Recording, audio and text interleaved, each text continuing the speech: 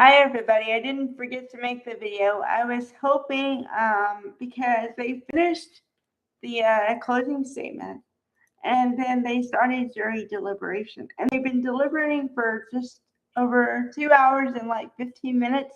So I was hoping to get a verdict within that time.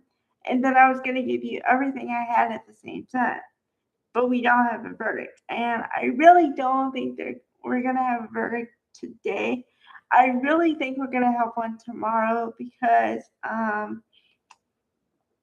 the reason I say this is because I think that being not able, for the jury being not able to talk for roughly 2 weeks or 3 weeks, 3 weeks if you count it in 5-day weeks, okay, um, you know, it has to be frustrating. So you probably just want to talk to your fellow jurors and then you might take a vote or something. Not saying that that's what they're doing. I'm speculating here.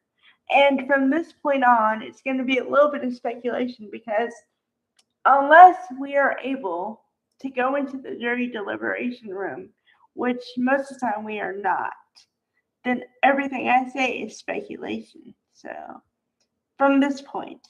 Okay, now I'm going to go back to the beginning a little bit and just start from the afternoon and tell you my thoughts from there.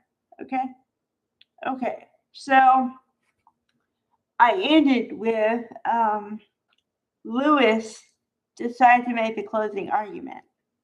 And I said, oh no. This is after Bloodworth was talking for at least 2 hours. So I was kind of like already done mentally because imagine somebody like talking at you for 2 hours. Okay.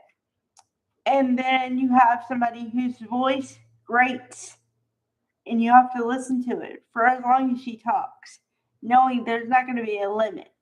So I had to mentally prepare myself. But she didn't make any cogent points, I don't believe, because it just didn't flow. I always talk about in the beginning of the trial, you hope to, in essence, tell a story. Maybe make a couple of promises, and so that hopefully by the end of trial and all the evidence has come out, you can deliver on the promises and you can finish up a story and kind of tie it with a bow. I would love for that to have happened on the defense side, but sadly it did not in the least. I couldn't follow most of what they said, and not because I'm not intelligent, because it made no sense. It was like they're taking a road trip and going right, left, straight, backwards, forwards, right, left. No direction, no story, no nothing. And then when it didn't go their way, they acted like petulant children the entire time. So, needless to say, I checked out mentally a couple times. Okay? And not to mention Kouri's face. Oh boy.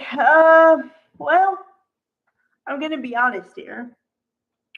Because I'm always honest and I try to call balls and strikes and I kind of try to call balls and strikes on both sides. So, somebody need to tell Kouri to like watch her face because for me, a layperson who studies body language, I was like, what is that face? Okay, most of the time she looked bored. There was like one or two times maybe, where she was in disbelief and her face was all messed up. And then she went back to bored. That was her whole facial expressions for 3.5 hours, give or take. Okay? And then Lewis fought about something that she didn't think was right, but then there were no grounds for it, so it didn't comfort anything. And then she said, At some point, almost at the end of her closing, I know you're ready for me to be done talking. She legitimately said that. And I was like, what? Whoa. Okay. Yeah, but wow. I didn't think you'd say that. So then she wrapped it up after that, like 5 minutes after that. And then the jury went to deliberate. And it's been 2 hours and 15 minutes, probably longer, a little bit longer than that now. So yeah, it's been a full day, but it's just crazy. I would have thought legitimately they would have come back with a verdict by now. For me, it's that clear cut. But, and I don't always say that. I don't.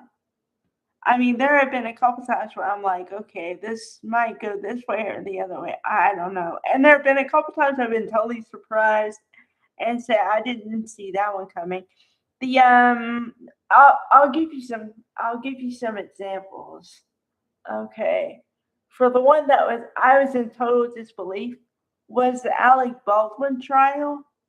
I didn't see that coming because it was like a cluster F and it ended abruptly in 3 days. And it was just a big cluster F. Okay. Another one where I was sure that it was gonna be something and it was something else. Let's see. Well, um, let's see. Oh, Sarah Boone, I knew pretty much. I was like, okay, you know, yeah, all signs point to. And then it came out to be everybody said guilty, so now she's convicted. But so that wasn't a shocker. Sometimes also the shocks come in how long or short the deliberation takes. Because, like I said, every time I guess, like, oh, this will be a couple hours. Nope, it's 3 days, 2 days. Every time I'm like, oh, this will take 3 days or what? It's 2 hours. Go figure. So, all right, bye, guys.